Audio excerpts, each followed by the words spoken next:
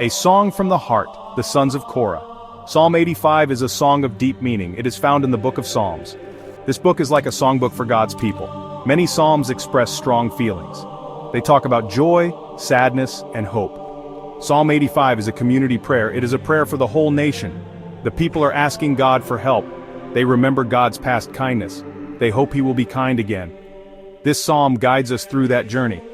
The psalm was written by the sons of Korah. These were not just any men. They were special musicians in God's temple. They led people in worship. Their songs were important. They helped people connect with God. The sons of Korah understood suffering. Their ancestor Korah had rebelled against God, but his descendants found mercy. They served God faithfully. Their songs often reflect this journey, from judgment to grace, from sorrow to service. We don't know the exact time it was written. Many scholars think it was after a hard time. Perhaps Israel had returned from exile. They were back in their land. But things were still difficult. The nation was struggling. They needed His presence and blessing. Remembering His goodness, God's past forgiveness.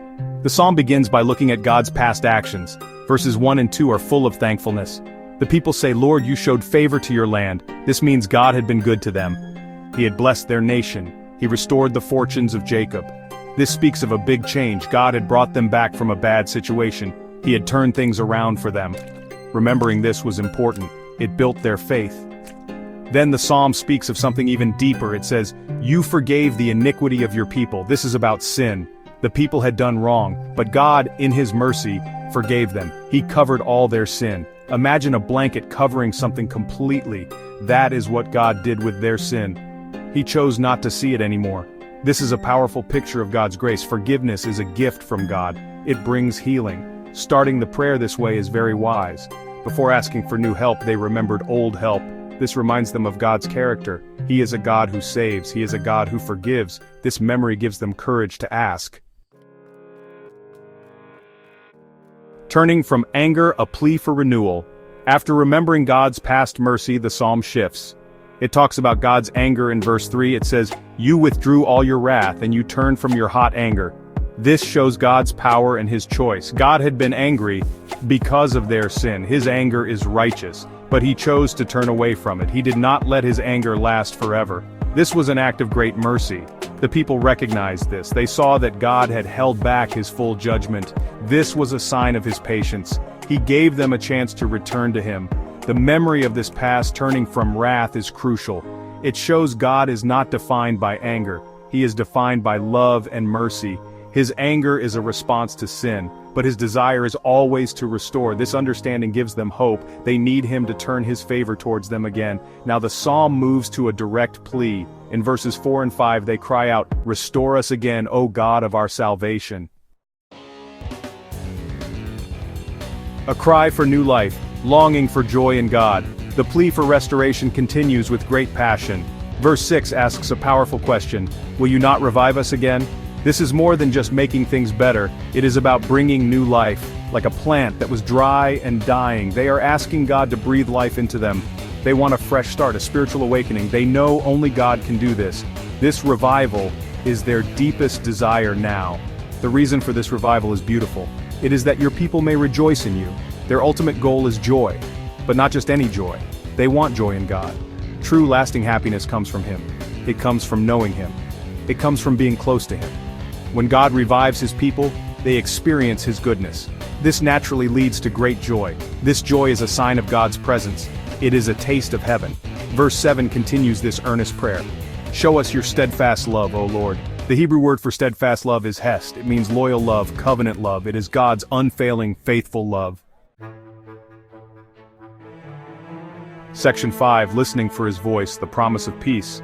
There is a noticeable shift in verse 8. The psalmist says, "Let me hear what God the Lord will speak." After pouring out their hearts, they pause, they wait, they listen. This is a vital part of prayer. It is not just about talking to God, it is also about hearing from God. The psalmist expects God to answer. He believes God communicates with His people.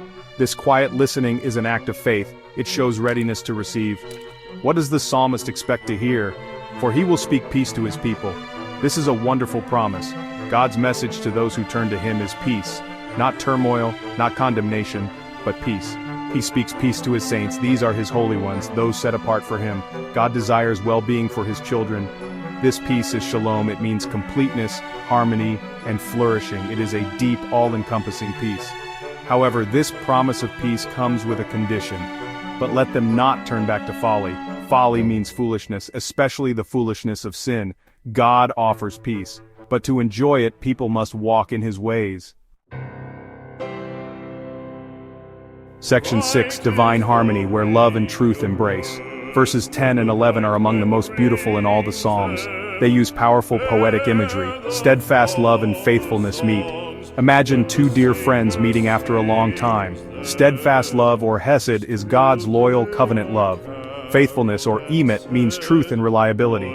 In God's plan of restoration, these two qualities come together. They are not in conflict. They work in perfect harmony. God's love is always true. His truth is always loving. The poetry continues with another striking image. Righteousness and peace kiss each other. Righteousness, tzedek, means justice and moral purity. Peace, shalom, means wholeness and well-being. These two also embrace. In God's kingdom, justice leads to peace. True peace is built on a foundation of righteousness.